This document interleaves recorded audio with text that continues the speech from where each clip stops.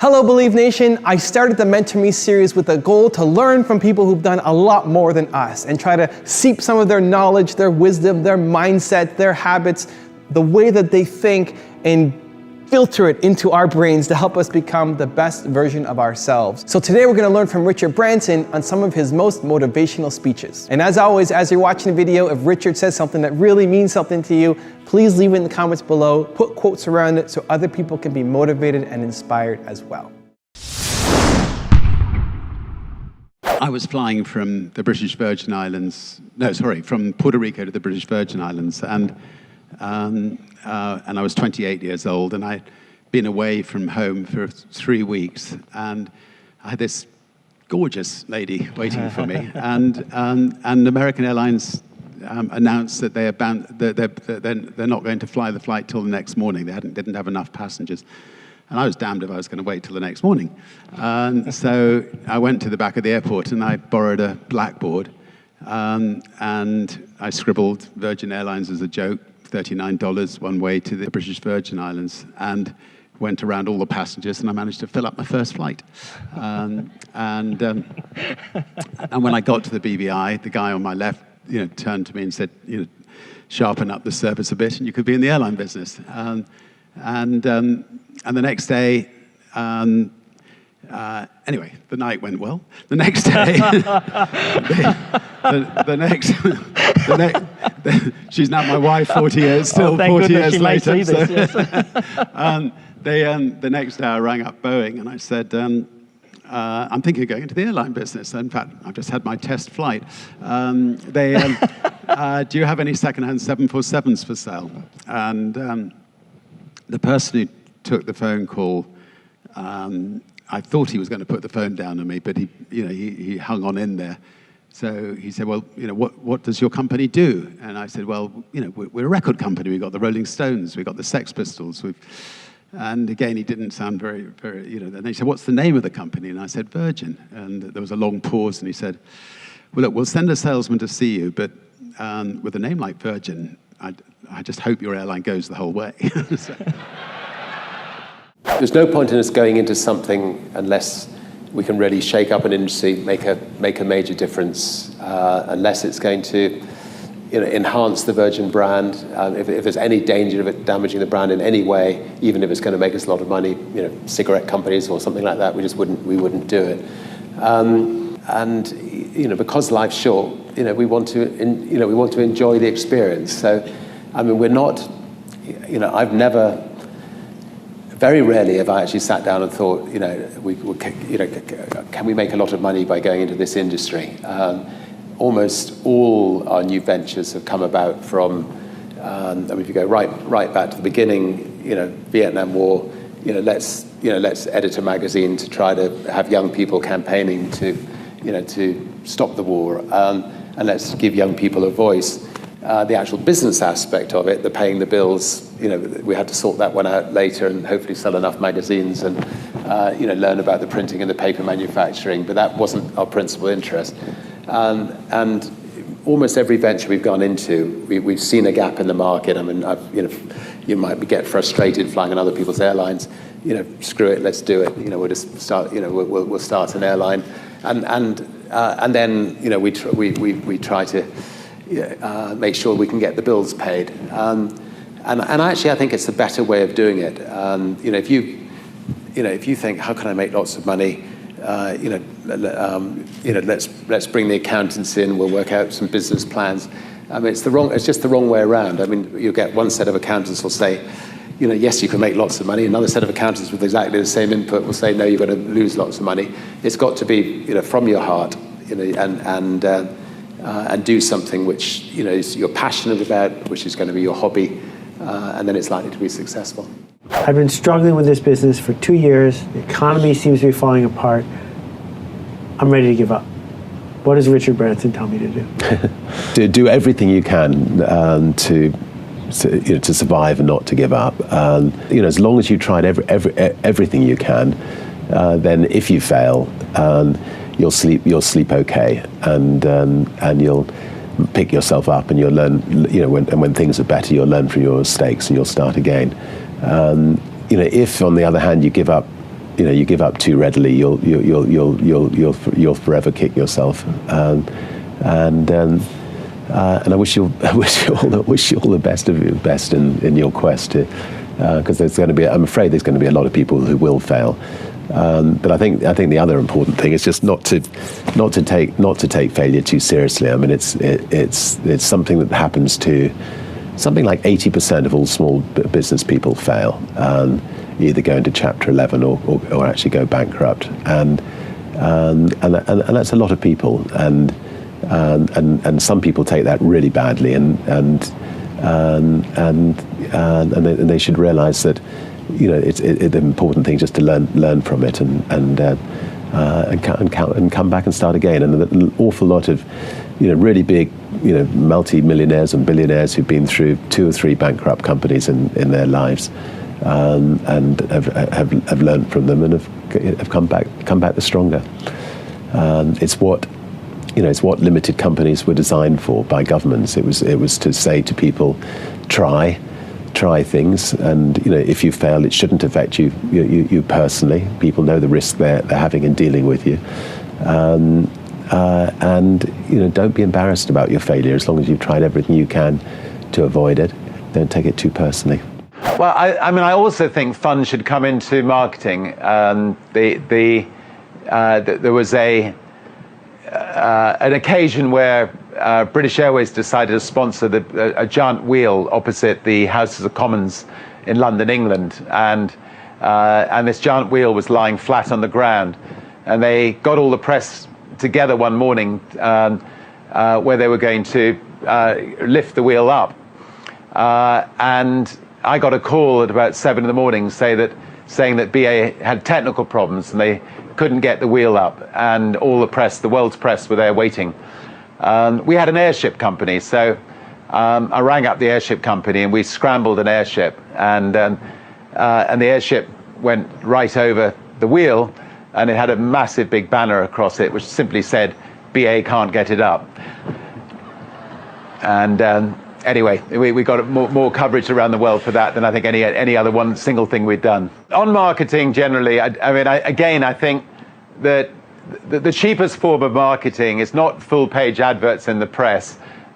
It's free advertising. So if you're up against a big corporation, you do need to use yourself to try to get free advertising, and try to do it in fun ways like that. So you stand out from the crowd. Try to make sure you end up doing something that hits the front page of the newspapers rather than the back page. But obviously we've gone to extreme lengths to try to put Virgin on the map. Whether it's trying to be the first across the Atlantic in a hot air balloon, or the Pacific in a hot air balloon, or but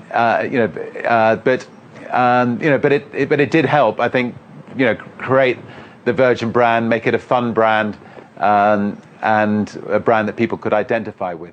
There's a very thin dividing line between survival and not surviving. And most people who start in business end up the wrong side of that dividing line, because the bigger businesses out there will try to crush small upstarts. And we had, we were no different from anybody else when we set up our airline. Excuse me, I've got a slight cough. British Airways, set up a unit behind closed doors, and that unit was set up to crush Virgin Atlantic. And they had people illegally accessing our computer information. They then had a team of people ringing up our passengers, pretending to be from Virgin Atlantic, suggesting that that Virgin Atlantic was cancelled that day, and maybe at British Airways we could maybe move you over to British Airways. They had people going through my rubbish bins. They had people. Anyway, the lengths they went were extraordinary. Any small business going up against bigger businesses are likely to come up with ferocious competition. So, to beat a big business, you have just got to use the strengths of being small.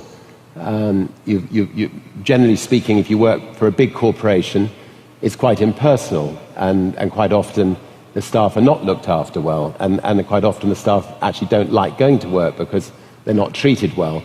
In a smaller company, you can make sure that your staff are looked after well. You can make sure your staff are proud of what they're doing. You can make sure that that they believe in what they're doing, and they work long hours to try to make the company a success.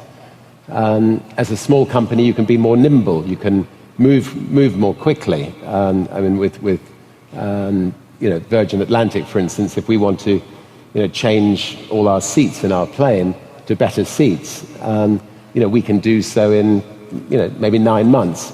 For British Airways, it will take them 7 years.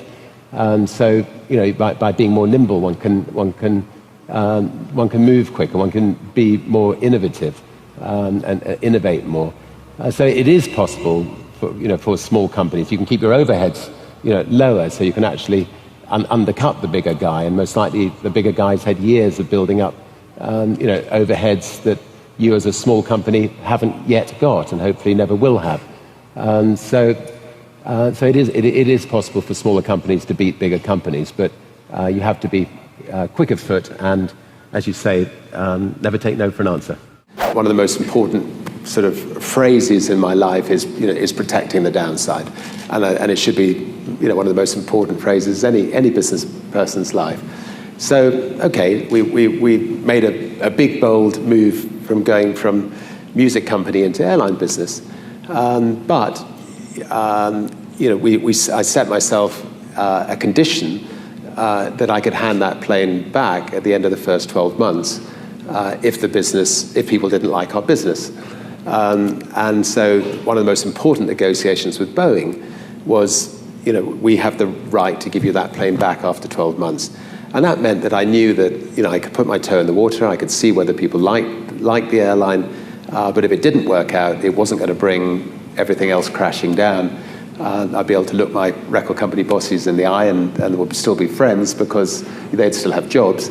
So protecting the downside is critical. And so we'll make bold moves, but we'll also make sure we've got ways out if things go wrong. If you lost it all, you lost everything, what would you do? What would be the first thing you would do to try to rebuild your success? Well, I think you have to define what success is. I mean, to me, I've spent a lifetime creating things that hopefully I think can make a difference to other people's lives. Genuinely have never set about to sort of think of myself as a businessman. If I lost it all, I'm sure I'd want to carry on creating. Most of my time is now spent creating not-for-profit ventures like the Elders or the Carbon War Room or Centre for Disease Control or trying to protect species, and that's where I get my main satisfaction from. And somehow, even if I didn't have any money, I would do my best to continue to do that. Life is short. Life should be fun, and it should be fun. It should be if the chairman of the company is having fun. If you go to a party and if I let my hair down and I'm the first to be thrown in the swimming pool and I'm not just standing in the corner of the room sipping sherry or something, then everybody will have a laugh and everybody will have fun. If you're chairman of the company, be the first to dance on the table. Just get everybody else up dancing on the table and make sure the party's a laugh. So so play hard and work hard and follow certain principles in life. Love people, make sure you make a positive difference in this world while you're on it. I love learning. I've never actually thought I was, starting a company as such. I just saw situations as I travelled in life where I felt I could improve on the way things were being done by other people. So, one of my favourite phrases is "screw it, let's do it," and I've used that phrase a lot of times. And we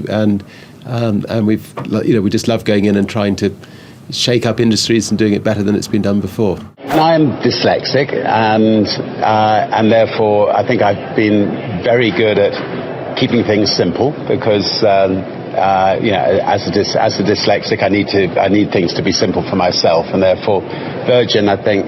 When we launch a financial service company or a bank, we do not use jargon. Everything's very clear cut, very simple, and I think people have an affinity to the Virgin brand because we don't talk above them or talk down to them. Thank you guys so much for watching. I hope you enjoyed. I'd love to know, what did you think of this video? Did Richard's words move you? Are you gonna make a change now somehow in your life or your business? What did you enjoy the most? What clip was the most motivational for you? Leave it down in the comments below. Whatever thinking that you have, whatever new goal you set for yourself, if you write it down and leave it in the comment, you're much more likely to follow through. That process of taking it from the brain and putting it on the screen really dramatically increases the chance of you doing something about it. So don't waste this opportunity. Please leave a comment below. Believe Nation will jump in on the discussion. I will too. Thank you guys so much for watching. Continue to believe, or whatever your one word is, and I'll see you soon.